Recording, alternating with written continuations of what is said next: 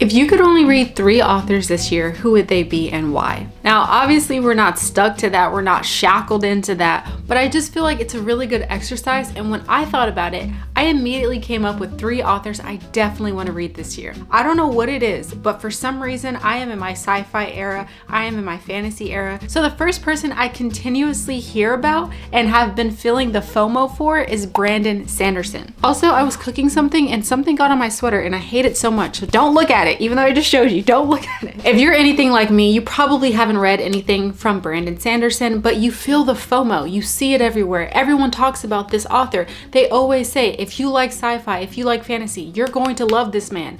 And I'm ready to love this man. So I did a little bit of research and I see that his books are thick. First of all, they are BBL level thick. It's so crazy. And that's why I've been a little apprehensive. I've been a little scared. But after reading all these great reviews, after seeing all the reviews of his books, I'm ready to read his books. And the first series that comes to mind is the Mistborn series. Mistborn is his 2nd publication ever, but it's actually his 14th book that he's written. So he himself has said, this book you need to start with, this series you need to start with, because it's some of my best work.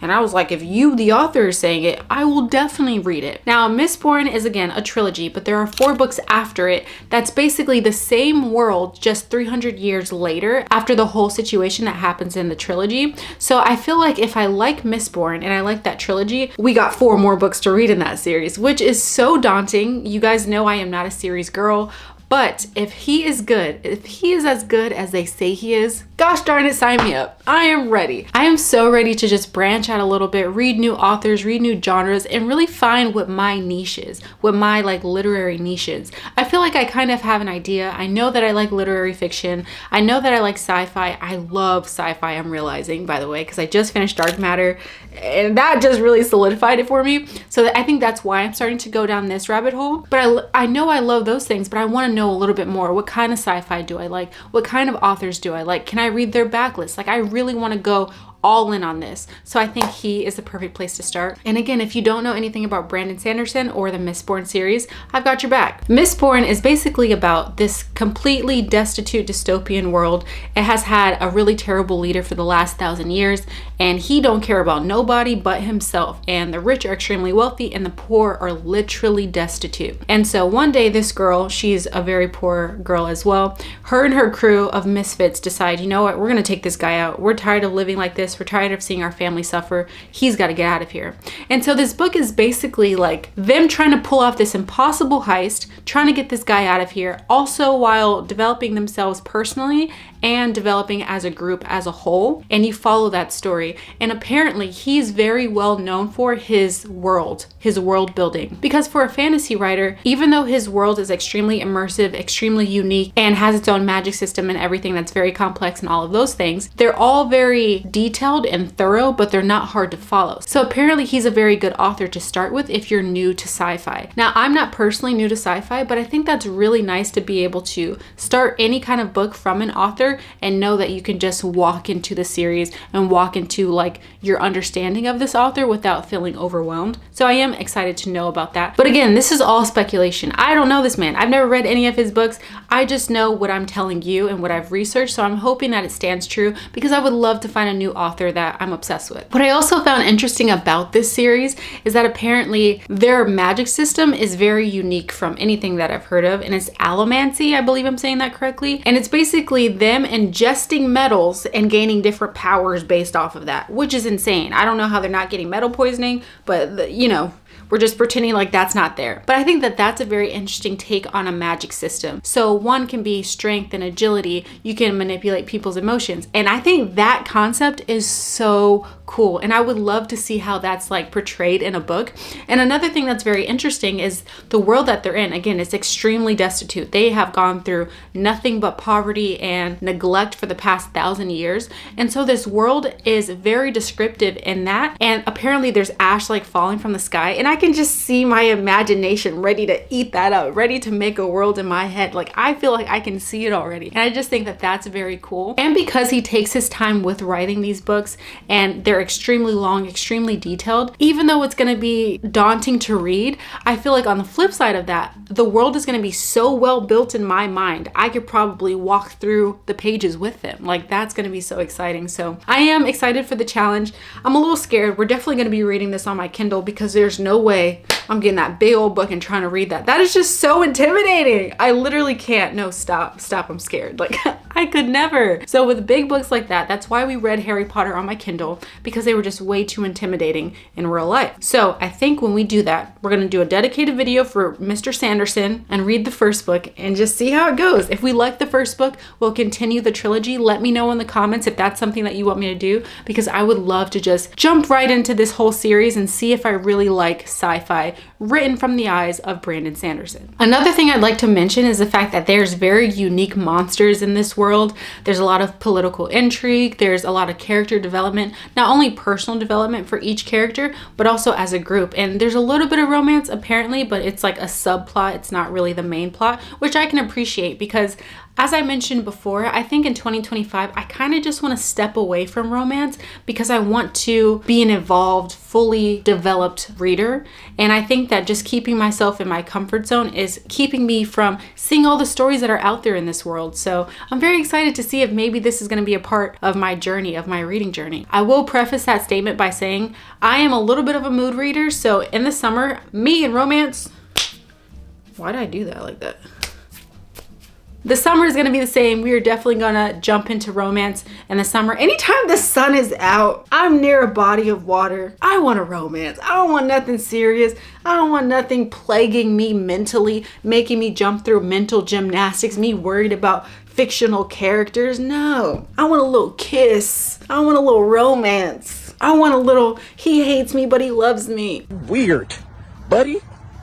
You're weird. Like, give me the drama. You know what I mean? It's like when you watch The Bachelor during your summer break. You know it's garbage TV, but you're still watching it anyway. That is me and romance in the summer. So don't judge me when we go to the summer videos and we're all just reading romance, because you know it's gonna happen. I forewarned you. Now, the next author I have to get to in 2025 is Miss Octavia Butler. I learned some things when researching this incredible woman that I don't even know how to explain, but we're gonna start from the beginning. I'm gonna try to keep it together because I was shook. First of all, unfortunately, Octavia Butler passed away in February of 2006. She lived in Seattle, but she's from California. So unfortunately, she's no longer with us, but she has left a long-lasting legacy. She has written so many incredible books. She's won so many awards, and there are a few books of hers that I really want to read, but there are some that I absolutely have to read this year. And those two books are The Parable of the Sower, as well as The Parable of the Talents. Now, if y'all don't know this, like I didn't know this about an hour ago, let me put you on. First of all, listen to me when I say this. Parable of the Sower is a book that she wrote in 1993. Again, she passed away in 2006. So there's no way she could have known what was happening in 2024 and 2025, right? Right? Let me explain. Now, Octavia Butler is an African-American sci-fi author in a world where most sci-fi books are written by white males. And so she had to push her way into this industry to even be recognized. And then 15 years after her death, that's when her books started really picking up steam because of what they contain. Now, Parable of the Sower was written and published in 1993. The setting is in 2024, right? And it's about this dystopian world where racism is running rampant once again. There's extreme poverty, police brutality, and police services is only for the wealthy. There's an extreme gap between the impoverished as well as the wealthy. There's no more middle class, and they've had multiple pandemics. She died in 2006, y'all. How insane. As soon as I heard this, I was like, oh, we should have read this last year. Yeah, we need to read this immediately. And you know what's absolutely insane that literally had my jaw on the floor, I had to pick it back up, is the fact that the second book in this series is not really a series, but the second book to this is The Parable of the Talents, which was published in 1998. Now, in this second novel, The Parable of the Talents, there is someone who's running for presidency or wants to be the leader of this country, and his name is Andrew Steele, right? He's extremely right-wing conservative and doesn't really care about the people, but he pretends to. And guess what his slogan is? Make America Great Again. I read that and I was flabbergasted. I could not believe. It is actually so eerie and so scary how accurate she was. She could have picked any year in the world and she picked 2024. Again, this was published in 1993. That is so scary. Like, I wish she left another book so we know how it ends, because I'm scared. I'm so scared. No, stop. I want to get off the ride. I want to get off the ride. Anyway, his slogan was Make America Great Again. But to be fair, this term was first coined by Ronald Reagan in the 1980s for his presidential election. So it's not like she just came up with this from her mind, but still, that's very scary. Like, that's a little too accurate, because not only does this book have the political warfare that seems a little too parallel to now, but it's also the extreme global warming, the pandemics, the illiteracy. No one cares about education anymore. They're trying to avoid people being educated so that they can control them and their ignorance, because they are promoting these other things to distract them from real life, like something called social media. It's scary. And there's all these other parallels that are so eerily similar to what we're dealing with now that I just need to know if she left us any other spoilers. Like, I just need to know what's gonna happen, because I'm a little scared. I'm not gonna lie to you.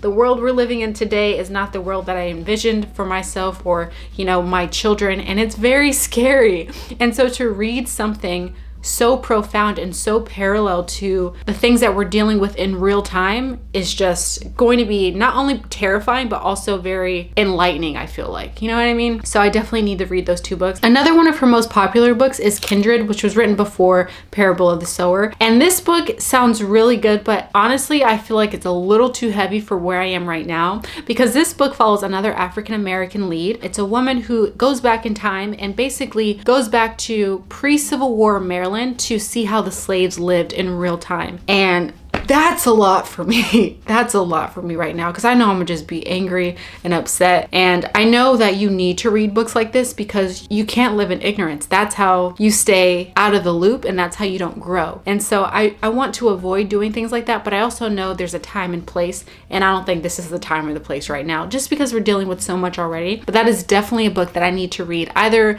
by the end of this year or next year. I think I can try to get that done. But it's also one of her most popular books. She won so many awards for that book, and I would be doing her a disservice if I didn't read it. So I'm just going to woman up and read that book when I'm emotionally available. Even in one of her first books that she wrote in the late 1970s, all of her books deal with African American leads, but in her first book that was published in 1970s, she had to put white leads on the cover just for it to get sold.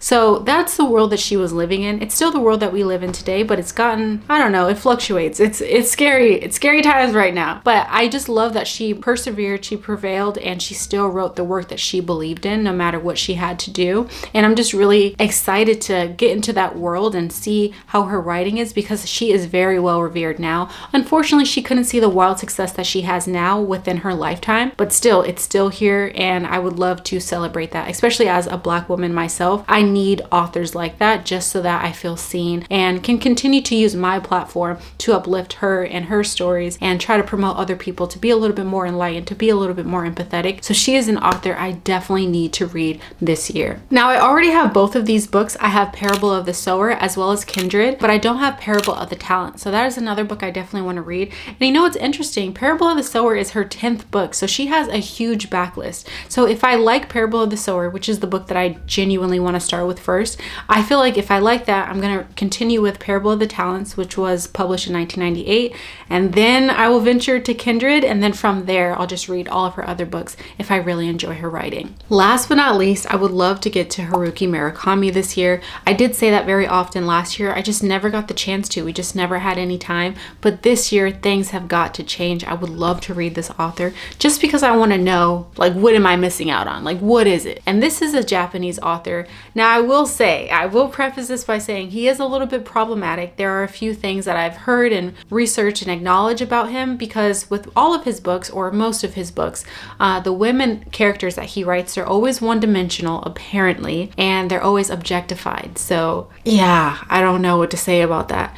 I mean, I just want to read some of his books just to see what the appeal is. Maybe I can try to gain some understanding from it. And I do know with Japanese authors, there's like a history of objectification of women in their writing, and that's been like shown everywhere, I feel like, but he has like a repetitive pattern of it apparently, and that's not fun. So I don't know, but I'm very excited to see like what his books entail and what they have to offer. Now, he first became an author at 29 years old. Before that, he owned a cafe with his wife, and he wasn't even thinking about becoming an author until one day he was like at a baseball game and it just hit him like an epiphany. He was like, oh, I have an idea for a book. Let me start doing this. And so he published his first book, Hear the Wind Sing, in 1976. And then from there, he just continued to write more, and he just gained more notoriety over the years. But he really started to gain some wind and some steam in 1987 when he came out with Norwegian Wood. Now, that is a book that I do have. We got it from, I think, one of our last like bookstore vlogs, and I never picked it up. I never read it, but we already have that. So I feel like with him,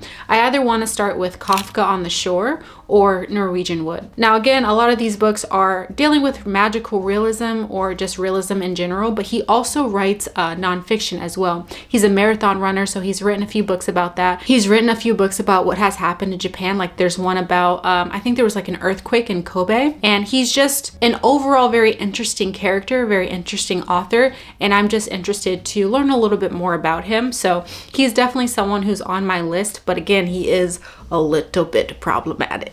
Now, those are the three authors that I definitely want to read and have to read by the end of 2025, but I also have some notable mentions. So one of them is Sarah J. Maas, just because I finally need to read the freaking Court of Thorn and Roses or whatever series. Like, I just need to do it at this point. Those books are super thick. The FOMO is so crazy at this point. Like, everyone has already read them. I just need to get to it at this point, because she has another series, the Throne of Glass series, that I hear is really good too. So if she's good, I, have so many books to read. If she's not, I'm kind of in trouble because I bought like 4 of them already. And I just need to know, like, are they sitting on my shelf and they're gems, or are they sitting on my shelf and I need to get rid of them? Saying shelf that many times is hard. Shelf, are they sitting on my shelf? That's a tongue twister. Are they sitting on my shelf and are they gems?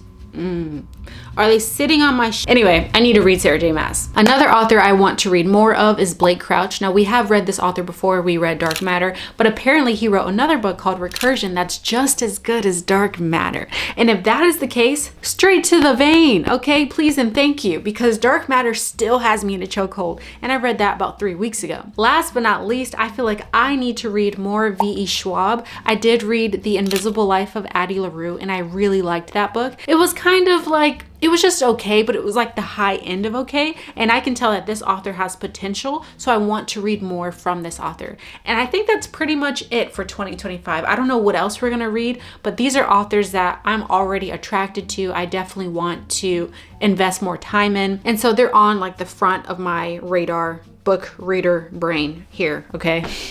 That didn't make sense. But that's it for me. Let me know in the comments below what authors that you are focused on this year, what authors you definitely want to read this year. If you have any recommendations for any of these authors that I want to read, just let me know in the comments below. And that's it, folks. I love you so much, and I'll see you in the next video. Bye.